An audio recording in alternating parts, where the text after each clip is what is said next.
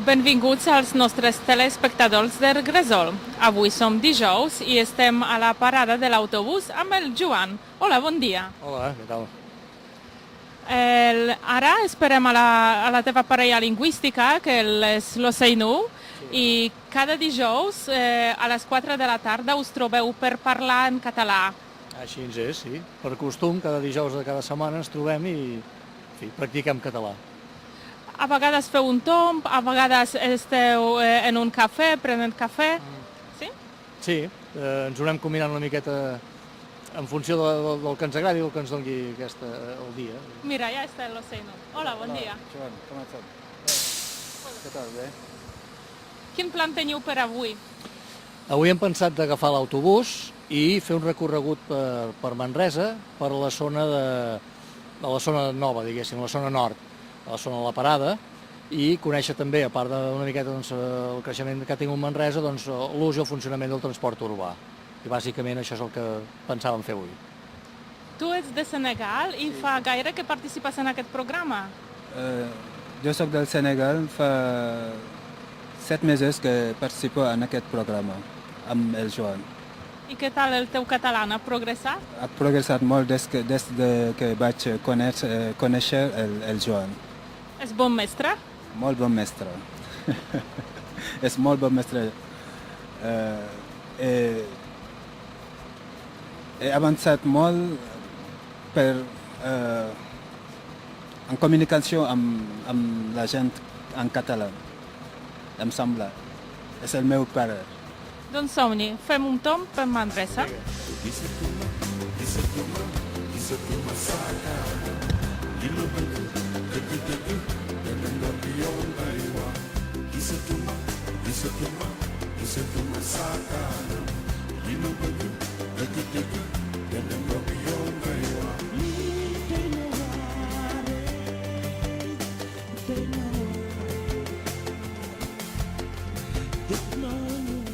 Aquesta és la zona una de les zones més noves, que en diuen l'Eixample, podríem dir, de Manresa. Ha crescut molt en molts anys i ara seguirem amb barris que han crescut, cases que s'han fet noves, i seguirem cap a la zona que hi ha les escoles, l'Institut, l'Escola de la Salle, el Sagrat Cor i cases noves que s'han fet també. Que un dia em vas dir que havies anat al Parc de l'Agulla. Sí. Doncs passarem direcció al Parc de l'Agulla. No hi arribarem perquè queda fora de la ciutat, però és el mateix recorregut. Hi haurà llocs que coneixes. El Parc de l'Agulla pertany a Manresa, no? Un tros, sí, és compartit entre Manresa i Sant Fruitós. És molt proper, i sí, podríem dir que és de Manresa.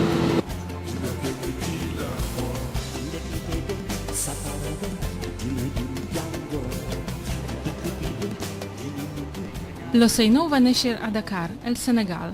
Allà no era precisament allò que se'n diu un bon estudiant. No li agradava gaire llegir. Però d'ençà que ha arribat a Manresa, l'Oceinou té un gran interès per aprendre, especialment tot el que té relació amb la llengua catalana. L'Oceinou parla wolof, la seva llengua nadiua, i francès. Ara també parla català, però no castellà. Només l'entén una mica. Sempre que pot llegeix diaris en català, escolta Catalunya Informació i Catalunya Ràdio i mira les telesèries de TV3, com ara Vent del Pla.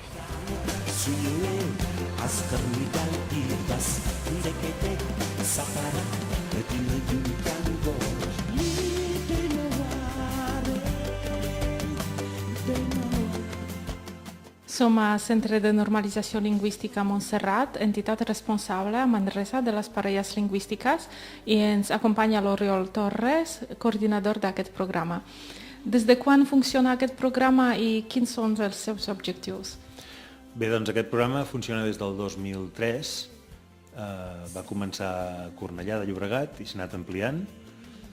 I els objectius bàsicament són dos. Un de lingüístic, que és intentar que les persones que estan aprenent català tinguin un lloc on practicar-lo, i d'altra banda, que els catalanoparlants s'acostumin a no canviar de llengua amb gent que li costa parlar o que li costa entendre, seria un objectiu doble.